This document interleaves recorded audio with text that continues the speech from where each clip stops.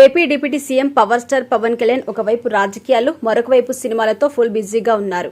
Power star Pawan Kalyan నటిస్తున్న OG cinema, Ustaad Bhagat Singh, Harihara Veeramallu ఉన్నాయి. Elections లోపు ఆ సినిమాలు కంప్లీట్ కాకపోవడం, తర్వాత కూటమి ప్రభుత్వం అధికారంలోకి రావడం చకచకా జరిగిపోయింది. అయితే ఇప్పుడు రాజకీయాల్లో తలమునకలై ఉండడంతో ఆ మూవీస్ రిలీజ్ డేట్ ఆలస్యం అవుతూ వస్తుంది. అయితే రీసెంట్ గా ఓజీ హరిహర వీరమల్లు సినిమాకి సంబంధించి షూటింగ్ లో పాల్గొన్నారు. అయితే మధ్యలో పవన్ చిన్న కుమారుడు మార్క్ శంకర్ కి సింగపూర్ లో అగ్ని ప్రమాదం జరగడంతో హుటాహుటిన అక్కడికి బయలుదేరి వెళ్లడం, 2 రోజులు అక్కడే ఉండడం, ఇండియాకు తిరిగి రావడం జరిగింది. దీంతో ఆ సినిమాల షూటింగ్ కి మళ్లీ బ్రేక్ వచ్చింది. అయితే మళ్లీ త్వరలో షూటింగ్ లో పాల్గొంటారని సమాచారం. ఈ 2 సినిమాల సంగతి పక్కన పెడితే గబ్బర్ సింగ్ తో ఇండస్ట్రీ హిట్ కొట్టిన పవన్, హరీష్ శంకర్ కాంబోలో మళ్లీ ఒక సినిమా అనౌన్స్ చేశారు. పవన్ కళ్యాణ్ సరసన శ్రీలీల హీరోయిన్ గా నటిస్తుండగా రాక్ స్టార్ దేవిశ్రీ ప్రసాద్ ఈ సినిమాకి సంగీతం అందిస్తున్నారు.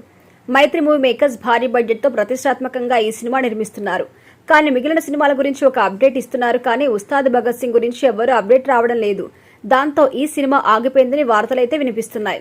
ఇదే క్రమంలో లేటెస్ట్ గా ఒక ఇంటర్వ్యూలో మాట్లాడిన మైత్రి నిర్మాతలు సినిమాపై క్లారిటీ ఇచ్చారు. ఈ సినిమా ఖచ్చితంగా ఉంటుందని, ఈ ఏడాదిలో ఈ సినిమాకి పవన్ డేట్స్ ఇస్తారని చెప్పుకొచ్చారు. సినిమా ఖచ్చితంగా 2026లో రిలీజ్ అవుతుందని హామీ ఇచ్చారు. దీంతో పవన్ ఫ్యాన్స్ కాస్త ఊపిరి పీల్చుకున్నారు.